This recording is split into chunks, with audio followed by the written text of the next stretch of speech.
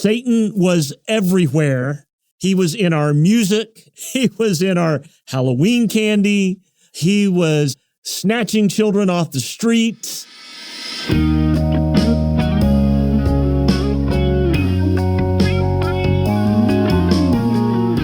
you get aroused by stimulating intellectual conversation?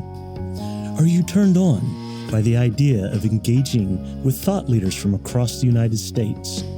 Do you go gaga over exploring important ideas from influential books, research, and essays? Then welcome to Curiosity Porn, the place you can satisfy all those intellectual urges guilt-free. Your hosts are Dr. Guy Crane, Professor of Philosophy at Rose State College, and Professor James Davenport, Professor of Political Science at Rose State College. However, the views expressed here are solely the views of the hosts and their guests and do not reflect the views of Rose State College, its administration, faculty, or students. And now, here are James and Guy.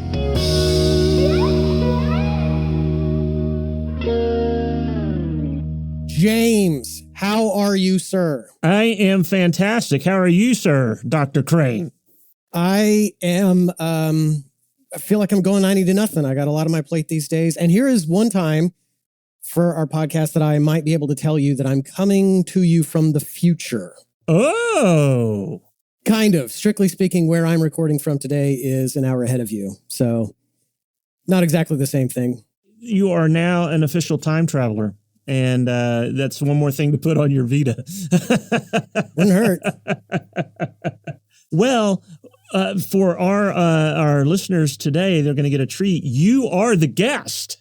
I mean, I'm happy to go along with that if you want to. I was hoping this would be way more of a conversation because this is a topic near and dear to both of our hearts. Maybe a little more near and dear to mine than yours, but yes, but I'm going to treat you like a guest early on. You got to answer the same questions that we've been asking all of our other guests. So I'm going to run you through those and then we'll get into your paper. Fair enough? Let's do it. All right. So how did you get into academia? And to set this up, this really wasn't your initial career path that you were thinking of. Is that correct? No, I think we mentioned this when we had Sam Perry on. So right when I was 18, I went straight from high school to a tiny little seminary in the Dallas-Fort Worth area, thinking that I was going to do youth ministry the rest of my life. The truth is I didn't know what I wanted to do. And it just so happened that like going to youth group stuff was fun. And I thought like, well, I could just make money doing that, right? So I did part-time ministry in the seminary at the answer to that is no, by the way. You cannot make money doing that. Yeah, that's true.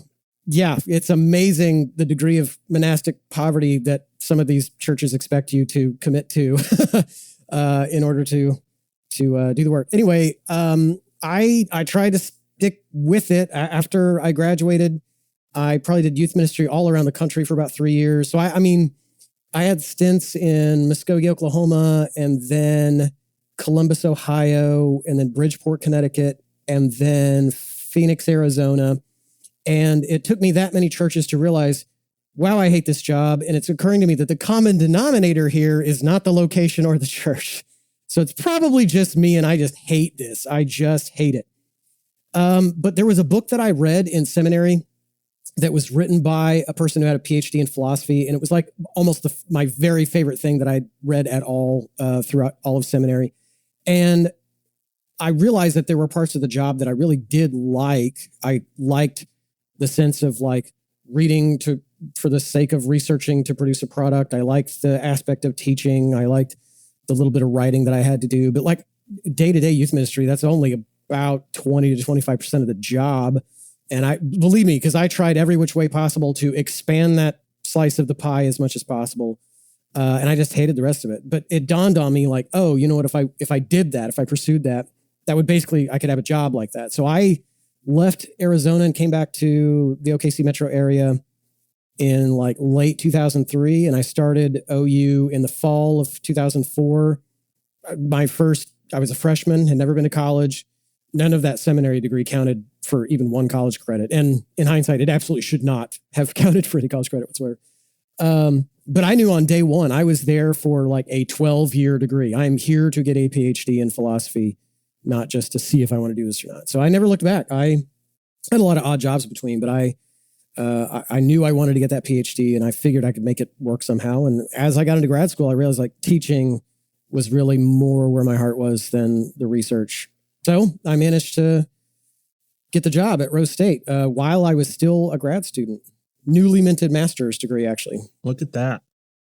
All right, next question. Who is the greatest philosopher of all time? Ouch. Of all time. Okay, I'm going to throw you a few pitches here. I'm going to be torn between a couple of names people will know and some name that nobody will probably know. I think Aristotle and Confucius are very good. What Aristotle is lacking in terms of realizing that, stuff we take for granted today, that like women are people too, and maybe there shouldn't be slaves. And Confucius really infuses a lot of that sort of virtue ideology with more a sense of care, familial piety. It's amazing to me the degree to which Confucius sees very minor seeming choices, rituals, daily habits is incredibly important to establishing not just like a self, but a family and a community. And then the third name I'd say is a care ethicist in the 20th century named Virginia Held, who the care ethicists in general, I think, really brought tremendous corrections, frankly, to the field of ethics that was dominated for years by the utilitarians and the Kantians, and then some just contractarians. The care ethicists, I think, without realizing that they were doing it, brought kind of Confucian concerns back to like, hey, all this utilitarian and trolley talk doesn't really tell me how to raise a kid or something, it seems like you're just describing ethics for something other than real humans. Those three are my biggies. Yeah. I'm going to say I'm shocked that Plato did not make your list. I'm Lord have mercy. No, never going to happen. Never going to happen. Had a feeling that might get a little rile out of you. Aristotle is lucky he gets on my list. The ancients are just rough to take sometimes for me, but that's all right. Sometimes they're a little brutal, right? What are you currently reading, listening to, or watching? Okay. During my trip, I just started this great book by Jessica Nordell called The End of Bias. And she has really done I'm only about 3-4 chapters in. She's done the very hard work of amassing all of our latest and greatest stuff related to implicit biases, the degree to which those affect our decisions and not. She's very honest about things like the implicit association test having its ups and downs. And she claims, again, I'm early on in the book, to be eventually getting toward a positive program. Like what are some actual things we could do that would effectively combat the way that implicit biases affect behavior, hiring decisions, that kind of thing. And it's very well written. She's a journalist, but she has interviewed all of the right people. I thought I was already very widely read in this field, and she's already cited at least 10 studies I've never heard of, and has some fantastic anecdotes to go along with it too. I'm really excited about that book. Interesting. All right. I might have to pick up a copy of that. All right. What's one thing about your work you wish people understood better? Well, I'll tell you that like the thread that I'm trying to pull out right now, like the paper I've got under review right now has to do with pacifist alternatives to violence.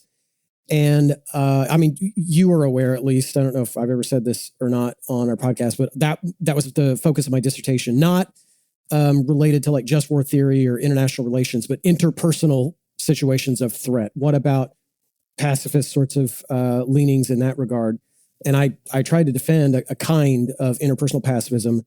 And I'm finding that like when I get like, that darned review or two that we all hate, it seems like they're really hell-bent on only thinking through contractarian or utilitarian kinds of lenses when examining arguments like the kinds that I'm making, which are far more like virtue theoretic. And it just drives me up a wall that they aren't more self-aware about that. Like you guys are clearly just taking it for granted that we have to have some sort of either utilitarian or contractarian framework to even have this discussion. And that's part of literally what I'm saying is part of the problem. Got to let that go. Because I think you made this point too in conversations that we've had, that especially when people want to say, develop or support public policies based entirely on like the least statistically likely instances and use those as paradigms, you get policies that just do not represent most of what the problem actually is. And so what you get in a lot of these discussions from the folks that push back on pastors like me is they want to instantly like introduce somebody like Hannibal Lecter or Jeffrey Dahmer as though that should be the paradigm for like all of our instances of actual threat on the street between persons. As though that's the average person you're going to run into walking down the street and maybe having some sort of conflict with. Yeah, I mean, I cannot, it just seems painfully obvious to me how bad an argument that is to say, like, let's take the worst possible scenario and use that for our general approach to ethics of violence, right? Like, no, I'd really like to not let Hitler set the stage for our general ethics to violence. That just doesn't represent the vast majority of cases that we're actually worried about.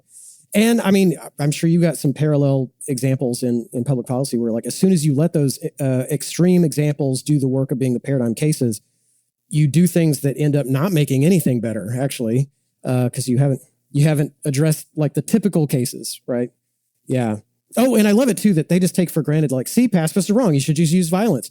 Really? Do you think your violence was going to stop Jeffrey Dahmer from eating you? You know, like, this is another case where it's like, okay, the just foregone conclusion that, oh, clearly you should use violence. Like, okay, get kidnapped by Jeffrey Dahmer and see how that works for you. Like, I mean, don't you think that occurred to those people too? I mean, good Lord. Yeah. All right. Now, there might be some overlap between your answer to that one and this one, but I'm going to ask it anyway. What's one belief you have that puts you at odds with your peer group, colleagues, or family? Okay. You always have a way of getting me to show cards that I really try not to show, that I try to play very close to my vest. I will just say I have fairly strong leanings for a variety of reasons. This is not the topic of today's show, so I'm not going to go on a long tirade about the defense of these leanings. That probably for some people, it's really just not a good idea to be super duper involved in politics. And I have definitely been questioned by family and coworkers and maybe even some of my political scientist relatives, you know, why aren't I doing this or that relevant to certain elections, campaigns, et cetera. And I just don't, I don't feel the need every time to like tell them like, okay, well, here's my ethical story about that. Here's my theological story about that. So I just, I try to be a master deflector in conversations like that. Yeah. The answer to that is I have better things to do with my time and resources, right? That's one of them too. Things that will be far more productive for myself, far more meaningful to the people that I interact with regularly. I could give you some answers to that. They're probably the same answers you've been given to people, but I'm just saying. That's one of 3 or 4 of my threads for yes, why I stay out of a lot of it. All right. So you've had a paper on the topic of moral panics, and specifically it looks at the Satanic Panic of the 80s, one that's near and dear to my heart. I want to start off, just lay the groundwork. What do we mean by that term moral panic? And how do they develop and then impact society? So kind of broad there, but let's start with that. So moral panics are somewhat related to, say, conspiracy theories. Some of the sociologists who do work in this kind of differentiate them in that, like, it seems like moral panics just are cases of conspiracy theories where, like, the actual dominant group in a society happens to all, you know, buy into it. I don't know what I think about that, but the idea, right, is that there's some scare related to some new sense of deviant behavior, deviant group, deviancy among a familiar group. And there tend to be moral entrepreneurs. So people who really are doing the claims making of, like, trying to tell the masses how afraid we need to be of this thing, how we need to go about detecting the new deviancy, what crazy tests are we going to use to try to find out, aha, you're one of them that we should be scared of. And so, look, there's tons of this in history. I mean, You could take like McCarthyism in the 50s, where like even if your neighbor basically wore a red scarf to work, right, that might mean they're a communist, I mean, where like that was definitely a scare. I would say in Britain in the 80s, probably they had far more of an AIDS moral panic than even we did here in the States, of just having just this general heebie-jeebies and thinking like even just being looked at directly in the eye by somebody with HIV might kill you, Yeah, I mean, we'll get into this, but in the 80s, there was also the stranger danger panic. I mean, prior to about 1980, culturally speaking, it was not weird at all for kids to talk to strangers or for anybody to talk to strangers, because this is how like a community works, right? You got to talk to your neighbors and people at the store. And then all of a sudden it was just like, oh my God, on every corner, there must be a guy in a van that says free candy and spray paint beside it, but he's actually a serial killer and is going to take your kids. And all of those were moral panics. And they're fed by all kinds of sources. You could have the media absolutely coming along. Look, here's very much a minor moral panic. In fact, it barely probably breaks the category of urban legend, but it's one that will not die. And that's the sort of like Halloween candy scares, where like that weird old lady down the street is for sure putting razor blades in those apples. Or, we actually just recently went through this. Was it like the rainbow fentanyl pills? I forgot who like toted that, but it was the most ridiculous thing I'd ever heard. Do you really think drug dealers are like just giving their stuff away? They don't actually want it for themselves. Probably not. Yeah, those are all cases where what you get is not just media making claims or people like fear mongering, but you actually get some fairly strong community leaders, maybe politicians, maybe clerics who contribute in some sense to this like large amorphous, it's not crystal clear, but don't worry, we will supply the kind of litmus tests that you need in order to navigate this terrible, awful threat. Yeah. Now, you look at these through an interesting lens, I think, motivated reasoning, right? And so why don't you explain what you mean by motivated reasoning and how does it interact with moral panics? So motivated reasoning has at least a 35-ish year history in the psychology literature. And the idea is when people engage in various cognitive tasks, when it really is on them to figure out the answer to a problem, to reason their way to conclusions. It's going to sound obvious, but I'm going to try to nuance this.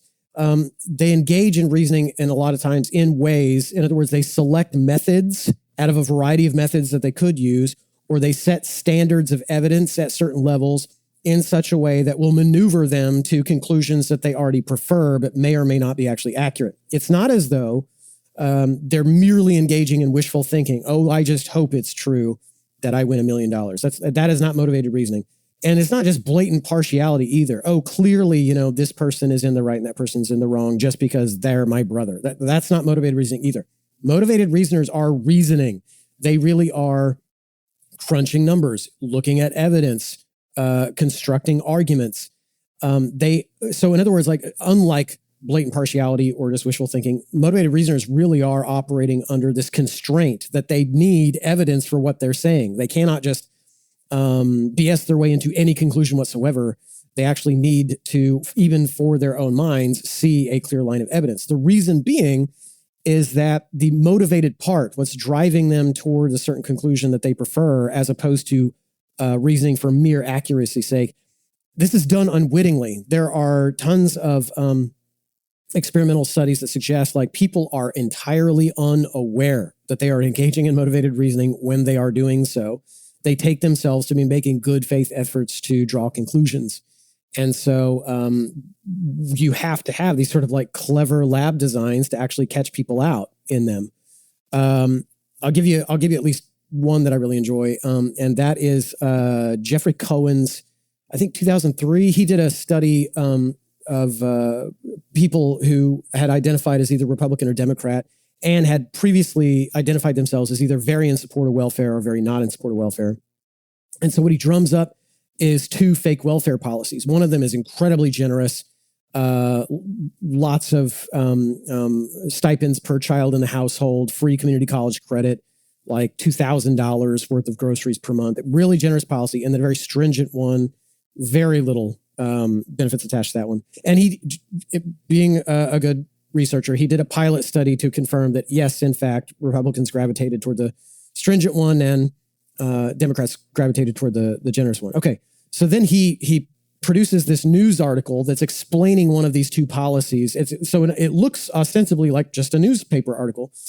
What he does, though, between the two policies, either stringent or generous, is he manipulates whether or not in the article itself, the article reports in-group support or out-group support. So in other words, is it Republicans that are being quoted as being very in favor of the policy, or is it Democrats being quoted as very in favor of the policy, right? So now you can see, like, he set this up to where you got the participants themselves already either Republican or Democrat reading about either the stringent or generous policy, and then they're even reading either that their own party supports it or the opposing party supports it. And so then he asks everybody, what do you think of the policy? Do you like it or not? And then he asks them, well, let me give you 4 factors that I suspect might be influencing your answer. And it was like my own philosophy of government, whether or not my party, what the typical Republican and Democrat says in support of it, my experience with people on welfare, the contents of the policy itself. And he had people like ranked in rank order to say, like, to what degree are these actually affecting my attitude toward the policy? And overwhelmingly, everyone ranked what the typical Republican and Democrat says in support of this policy as dead last, not doing anything in terms of influencing their decision, but rather their own philosophy and the contents of the policy itself. But when he actually went to crunch the numbers, he found the only correlation between whether or not people supported the policy or not was whether or not their own party supported it. And so you could say, like, maybe some of those people are lying to save face, but that doesn't explain, like, all of them. I mean, the idea is, like, some of them genuinely took themselves to just be looking at the contents of this and thinking about it. And it turns out, like, no, that's not what was doing the work of maneuvering you to like it or not, because, yeah, it didn't matter whether the policy was stringent or generous. A Democrat liked it if a Democrat supported it. A Republican liked it if a Republican supported it. That was the only correlation he found. So there's a case where, like, look, people are unwittingly being maneuvered to basically do this sort of like identity performance. Why? Because it feels good to be one of us, to be in our group. That's our conclusions are definitely conclusions I prefer. Even though, like, when I say something like, I think welfare should go this way, it sure sounds like I'm trying to be accurate about the way the world should go. Turns out under control conditions, no, you're not. So what is the interaction with motivated reasoning and moral panics? What might the interaction look like here? In general, there are reasons to think that in moral panics, as odd as this sounds, people do tend to prefer those scary conclusions. They get certain psychological payoffs by being in a position to be a part of that panic and a part of that movement. And so they engage in reasoning that leads them to, like, yep, the boogeyman really is out there. Whether that boogeyman is the Soviet spy that lives next door, whether that boogeyman is the HIV patient in the 80s, whether it's the woman who puts allegedly razor blades, whether it's the imaginary guy who lives down in a van down by the river with the free candy, like that gives them a sense of understanding the world, knowing what's going on. And so they are very much motivated to actually keep that panic going. Yeah. I thought it was really interesting as I was reading your paper, just to circle back for a second, that very notion that they're not doing this on purpose per se, right? That they are trying to reason this out, and they believe that they are reasoning this out, but some other factor is really kind of doing the work there of getting them to that conclusion. And then, as you said, it's a conclusion that brings some kind of psychological benefit to them. Yes. It stokes something, it strokes it, but whatever it is, I feel better about myself having reached this conclusion. Yes, absolutely. Yes. All right. Satanic Panic. Those who didn't go through it, you don't know what you were missing. Satan was everywhere. He was in our music. He was in our Halloween candy. He was snatching children off the streets. This was a phenomenon that had its tentacles in a whole lot of places that I thought, looking back on it, it's really interesting how many different things were perceived as being part of that phenomenon, right? I really am almost, I'm trying to fix this problem, but I'm really almost shocked there's not more work done on this, because if you just look back, it's not just surprising, like some of the actual fears that occurred that were a part, like you're saying, like just some of the most mundane things, but the degree to which this was normalized, even among people who were in positions of authority in most societies, right? Who were just absolutely on this train. Law enforcement, mental health professionals, medical professionals, educational professionals, clerics. I mean, it is amazing the degree to which people bought into this. This was mainstream, taken for granted for a certain number of years. Yeah. Which to me, it makes that particular moral panic maybe a little bit different from some others, at least more recently, where you might have a segment of society in one particular group, but you don't have folks in multiple positions of what we might think of authority within society, all coming to this conclusion that, yep, this is Satan and he's out there getting us and we got to do something about it, right? Maybe the closest might have been the Red Scare of the 1950s, but you're right. Like, the Halloween candy is not even close. Even the HIV thing, not even close. Right. We've had moral panics that are way more minor in scale and depth than this one. This one is a doozy. Yeah. So what were some of the unique features of the Satanic Panic that allowed it to grow in the way that it did and infuse itself within these different power centers within our society? I structured this as like 5 different expressions of a panic. That does put me at odds with some of the historians and sociologists who only do a couple or 3. I think there's 5 distinct ways this manifests itself.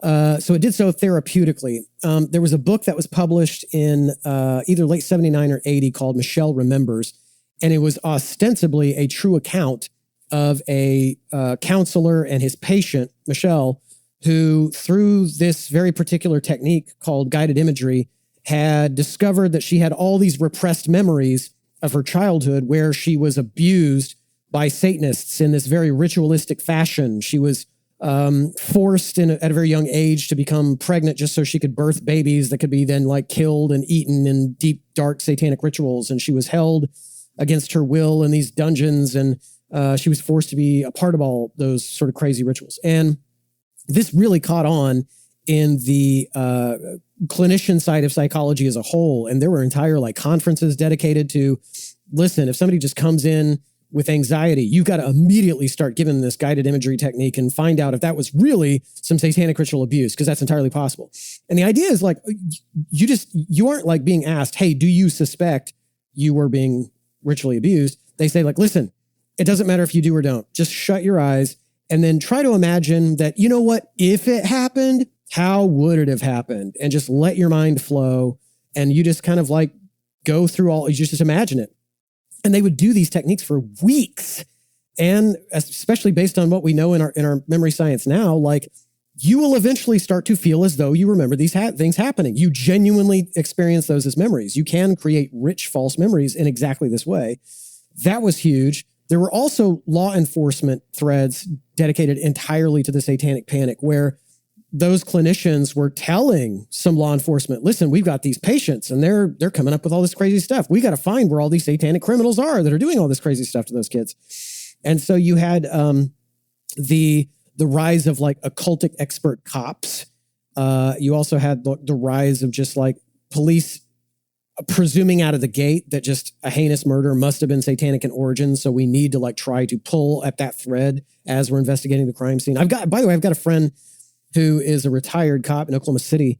And he said that they had to appoint a couple of occult expert cops in the 80s. entirely from public outcry about all of the babies that must be out there being ritually murdered in Oklahoma City. And I mean, he didn't tell me too many details, but it was funny that he talked as though it was a very jealous position to have because there wasn't a lot to do because there weren't any babies out there being ritually murdered. So law enforcement like have trainings on this. They hold conferences. They have joint conferences with medical professionals and theologians. I mean, like pastors of churches and such. Then there were daycares. The daycare scandal expression was, I think, at a time when people had a lot of anxieties about women leaving the home to have a second income and sending children to a daycare as opposed to moms just staying at home 100% raising kids. I think that is a factor in it. I didn't say a lot about that, but it comes at very much that time when roles are shifting a little bit in terms of division of labor in a home. And what you get are basically kind of witch hunts where there might be very dubious allegations of abuse in a daycare setting, but then that just explodes into all of these accusations of like satanic ritual abuse and such. So usually in America, for sure, the flashpoint was the McMartin preschool trial that I believe began in like 1983 was when the first accusation hit. And then police panic called all the parents whose kids were in the daycare and told them like, you've got to ask your kids about this as many times as it takes to get them to talk about it.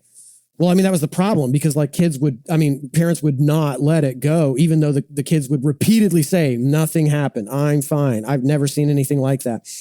I mean, parents were frantic and they were scared. I mean, that's very understandable. Like you want to get to the bottom of that if that's your kid. But by the 30th time, little Timmy's getting the picture that he better start making some stuff up if you're not going to, to get you off his chest. And that's exactly what happened. So what you get is leading questions, very intimidating interviewing techniques like, we know you know about this. No, I don't. I've never seen that. No, don't lie to us. We know that you know, and you're not going anywhere until you tell us about it. Well, I mean, yeah, if you're 4, that's terrifying. You're probably going to start saying what they want to hear.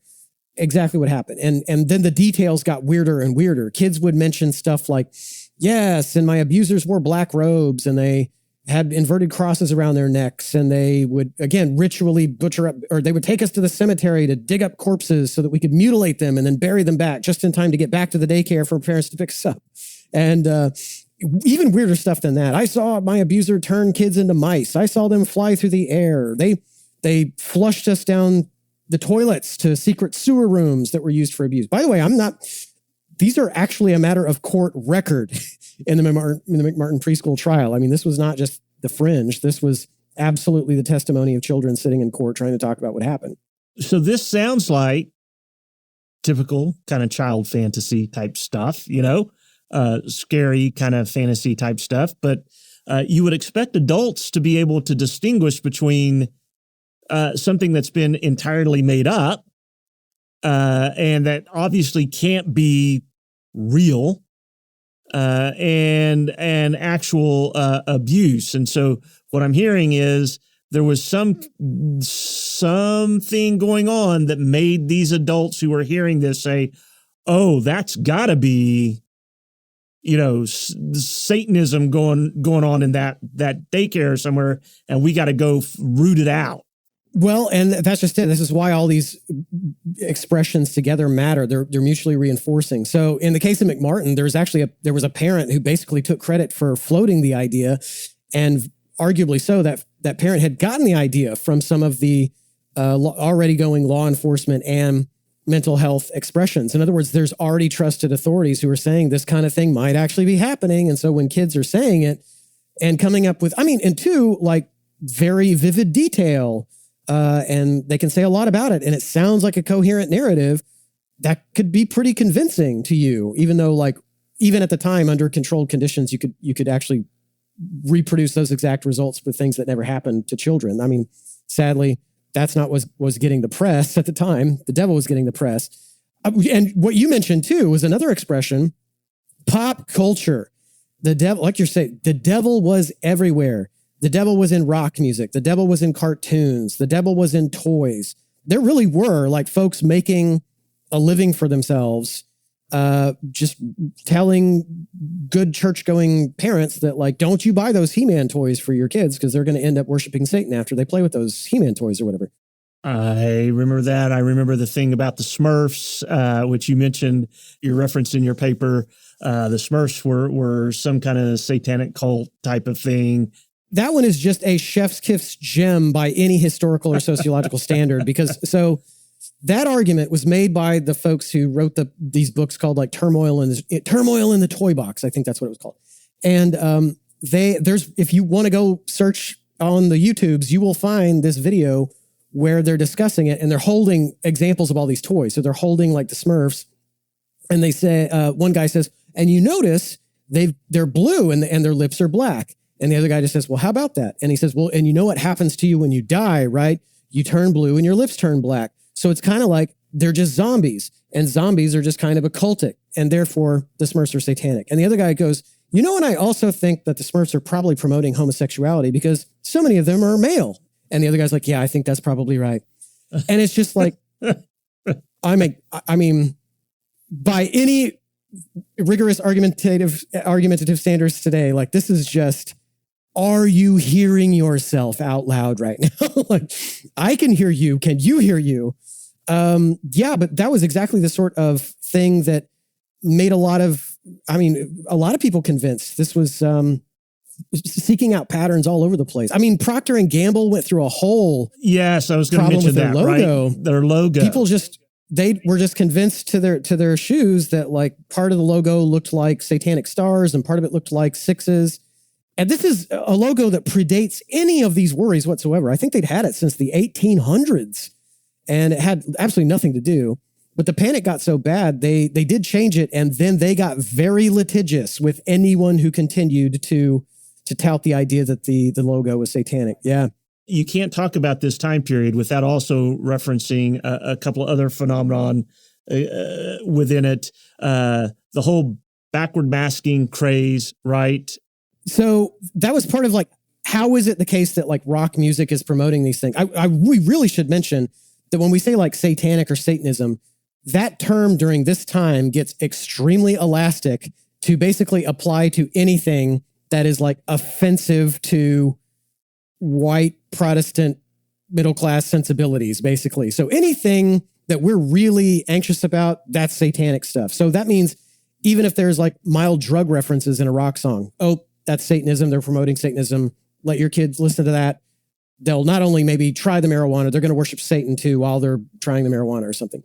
Now, listen, in their defense, there were rock bands who wanted to make money and realized a lot of kids with parents who hated their music, hated like that rebellious music, would want the music all the more if it looked all the more rebellious. And so they were very happy to adopt some of the trappings of Satanism. So that's why you get Motley Crue records that have like pentagrams on them or whatever. But one other thing that people were really touting at the time is that like, well, do you know what happens when you play all this music backwards though? You can start to hear interesting little phrases and sentences that sure sound like they're promoting terrible things. And so what you really get is just bizarre pattern seeking, and then sounds you can't unhear is really what's going on. But you just get people playing things backward until they just kind of sort of thought they heard something that sounded bad, like playing Led Zeppelin backwards on a certain way. It sure sounds like maybe it says "My Sweet Satan" at some point. And the idea was, they're putting this together on purpose for the sake of like brainwashing your kids. Of course, it's like, it would be a feat of human ingenuity if you could actually write a song forwards that really backwards said all of that stuff that flawlessly, such that humans subliminally could catch up on that. That didn't occur to anybody at the time.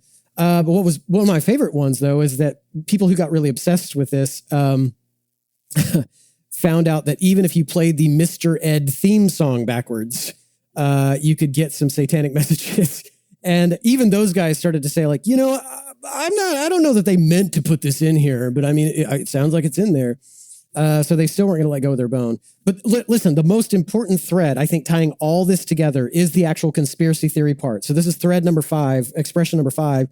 And that was just the widespread belief that there's this secret, massive underground cabal of Satanists that are well organized, well resourced, operating behind the scenes, and who are basically responsible for almost all of these other threads and maybe even like local crimes. And they're just so powerful We just can't actually detect them. And it's really those 5 things together you get. And listen, even that one wasn't just pulled out of thin air. There were like in the McMartin preschool trial, there were congressional hearings about like, is this really going on? We want reports about what child abuse is really like. Somebody testifying before Congress who was, a part of some particular organization, the Children's International Institute. There was a social worker who basically, floated this satanic secret cabal theory in front of Congress and said like, sorry, they're just way more powerful than any of us who are being advocates are. And so we don't know how to combat this. That is it. I mean, that is the most concise. All 5, unless you think there's more gems we should pull out, I would say those are the 5 biggies, right? So now let's bring that motivated reasoning back in and say, okay, what was the work it was doing in helping propel this satanic panic forward? What was going on there? Because I thought that was really interesting how you said, look, these people weren't just necessarily pulling things out of thin air. There were some strings of things that were occurring that they could legitimately, in some ways, get to a conclusion that all of this was occurring, right? Absolutely. So, I mean, we already mentioned the healthcare profession, the law enforcement, they were definitely spreading these ideas. But there were some crimes, there were some one-off crimes where criminals were actually claiming to have done it in the name of Satan. Richard Ramirez is probably the most infamous for, leaving satanic symbols at his crime scenes. There was also, I mean, let's be real, since the 1960s, there had been Anton LaVey's Church of Satan. It was a tiny, tiny little group. And in fact, they were admittedly atheist and materialist. It was in no way theologically a Satanist group whatsoever. They were way more about just rebellious theatrics than anything, I think.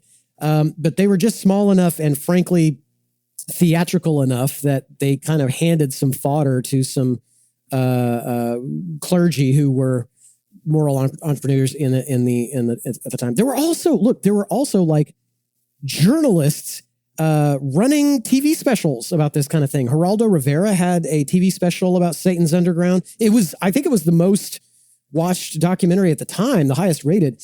Even though sort of like we would now really consider them entertainment, but at the time, infotainment shows like Oprah and Sally Jesse Raphael, they were running specials all about this. And they would even invite folks like the authors of Michelle Remembers on to talk about these things. And there were straight up charlatans who like just seized the moment to make a buck, pretending to be some of these former Satanists who did all these awful, terrible things, who are now like reformed. So Mike Warnke was one of them, Lauren Stratford.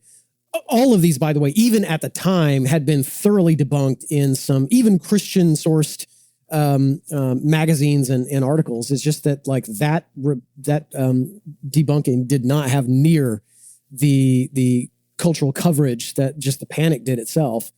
And so there really were signs in the air that, hey, there might be something to this. We're not just pulling this out whole cloth.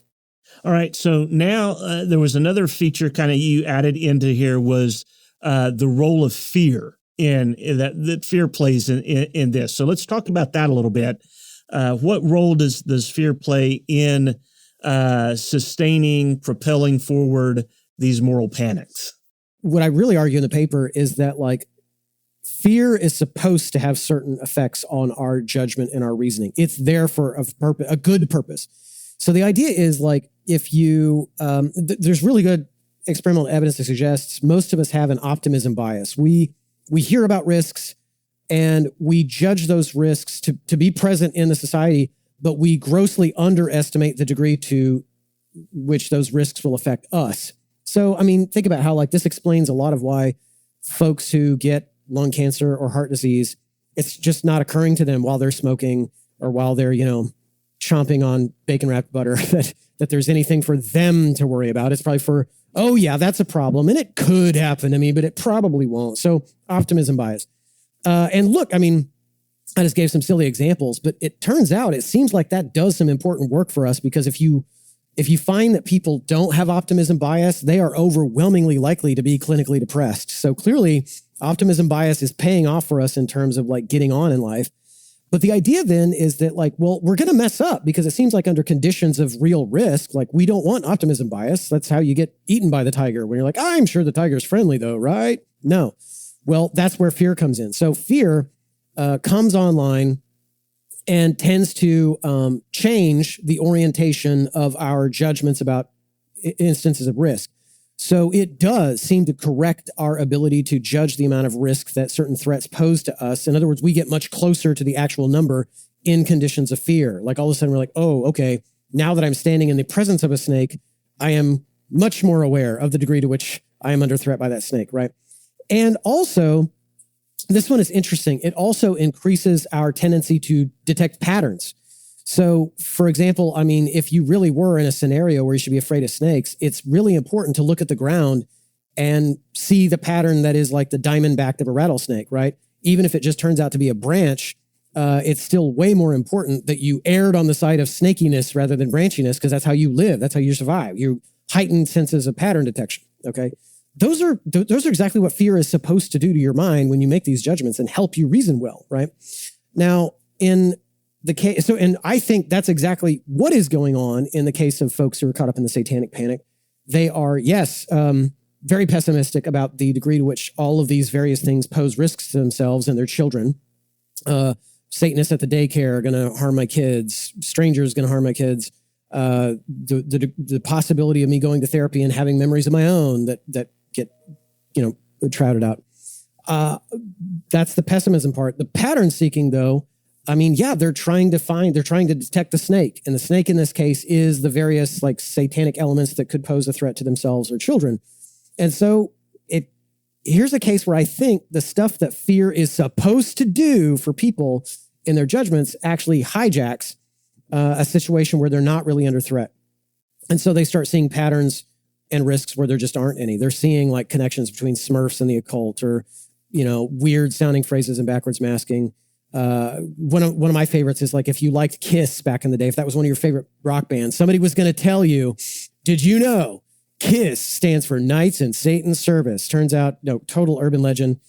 Which I'm sure the band was actually pleased as punch to play up on, right? Absolutely. I felt very beamingly happy that I got to actually cite Gene Simmons' own autobiography about that very point in the paper. So here's where I think, the question is then like, how do you go from reasoning under a state of fear to some of these to it being motivated reasoning? Because that introduces the idea that in some sense, these people preferred these conclusions, right? And that sounds weird. And so here is where I went with that. I think there's really good explanations for this, because it seems like if all you cared about is your kids being safe, really, then wouldn't it be nice just to like believe there's just not a satanic threat to your kids? I mean, that sounds like where you'd want to go with that, right? This is a weird point in history that like the safety of children, I mean, now shockingly, we can say in hindsight, was kind of a new concern. So you really don't get medical or healthcare professionals talking about physical violent abuse to children until like the 60s. There's a paper that comes out in the 60s called Battered Child Syndrome. And it is the first time anybody's like acknowledging, oh, moms and dads beat their kids, like to the point that we have like evidence on x-rays of bone damage and things. That was just not something that was talked about before that. And it really wasn't until almost right at 1980 that all of those professions also acknowledged child sexual abuse. Before that, there really wasn't a lot of literature about it. Even the literature seemed to just suggest like, oh, funny things like that happen, but it's no big deal. And it really didn't come to a head until advocates in like 79, 80 said like, no, this is a form of abuse. We've got to address it. So there's already too much evidence on the table that child sexual abuse is happening. And so since we're talking about motivated reasoners, they can't just ignore legitimate lines of evidence in front of their faces. They can't do that. They've got to do something else in terms of the motivated part. And the idea there is, okay, fine, it's happening, but from who? How? What's the mechanism? And despite the fact that all of the best academic sources at the time agreed, even with federal law enforcement, that like the threat to kids probably is overwhelmingly and always has overwhelmingly been family, trusted adults, near persons who have trusted access to kids, people like us. That was absolutely the line that they were towing. But in terms of like press coverage, popular imagination, that is not where the attention was. The attention was squarely on stranger danger. the other, people utterly not like us. And so you can imagine then, if I'm one of these panickers, I'm faced with this strange set of options in terms of my reasoning. I've got all the zeitgeist in the air, right, of all of the Geraldos and the Richard Ramirez murders and the clinicians saying that their patients have these repressed. I've got all that. And then I've got these two kind of conclusions staring me in the face. One is that the threat is internal. People like me, mommies and daddies, hurt their children physically and sexually. And there's no real discernible difference between me and those people. In other words, signs of the familiar, not signs of safety. Good church-going people like us do this sometimes to their kids. That is overwhelmingly what is happening in the case of child sexual abuse. It's probably only the incredible, tiny, astronomically small number of cases where it's a stranger. That's really challenging because that's not a pill you'd like to swallow, right? Whereas the other conclusion is the threat is external. The people who are doing this are utterly not like us. They are bad. They are other. They are moved by Satan. They must be so different from us.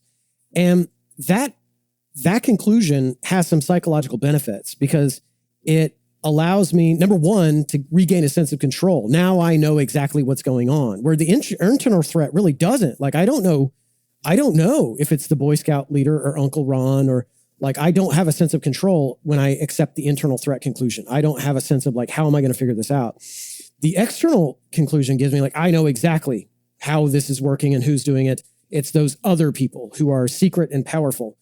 And the other thing is that there's this great literature about scapegoating that enables us to not just regain a sense of control, but to actually affirm the goodness of our own moral identity. Like, the more that the people responsible are other, are unlike us, do not share our values, this is literally a sense in which I can perform my own sense of trust in my own moral goodness, our in-group's safety, moral worth, etc. And so, yeah, that's it. There's a seduction of clarity going on here where people want a sense of black and white, good and evil.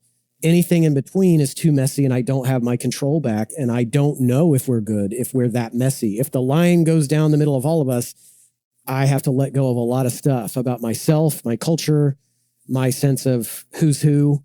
And yeah, so ultimately I think it actually was an attractive conclusion to think there were all these crazy Satanists out there making Smurfs, making metal music, and operating daycares than it was to just accept what was really threatening to children.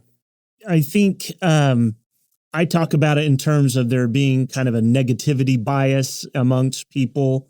And I took with my students in the context of, say, like campaigns or political news, right?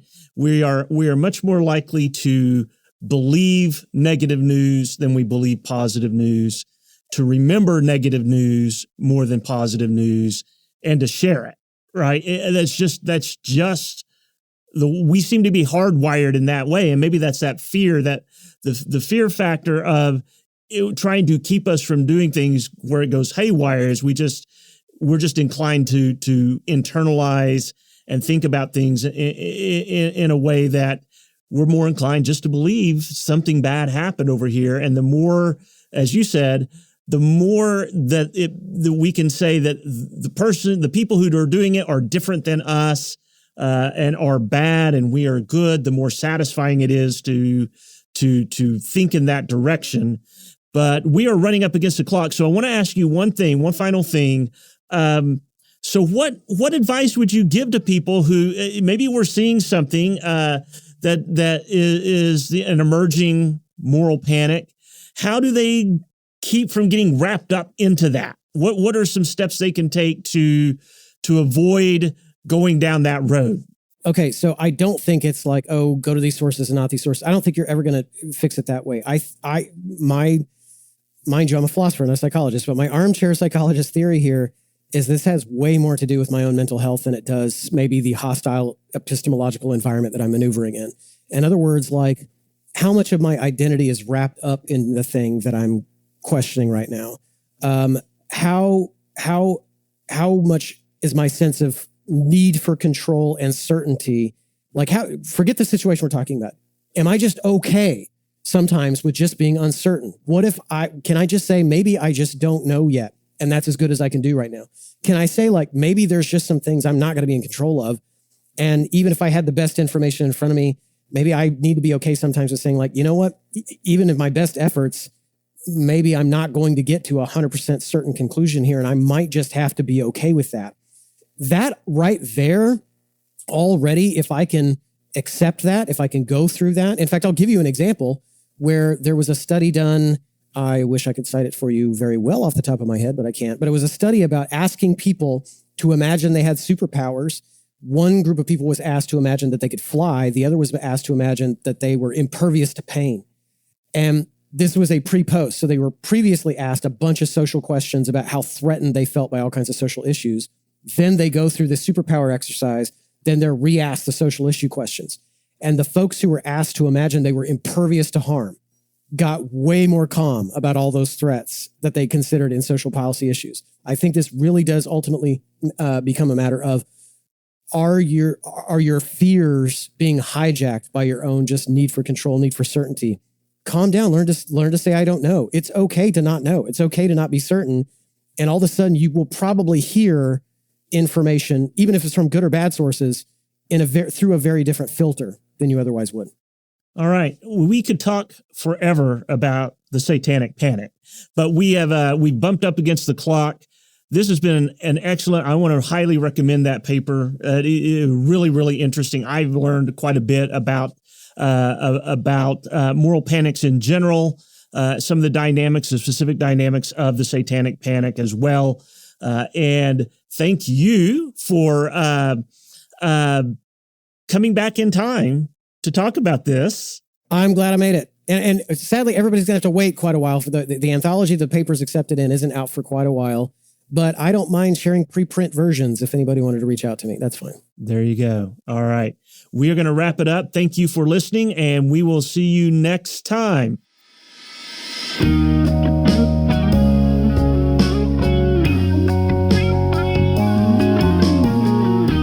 Thanks for listening to Curiosity Porn with the two best intellectual pole dancers in the United States, Dr. Guy Crane and Professor James Davenport.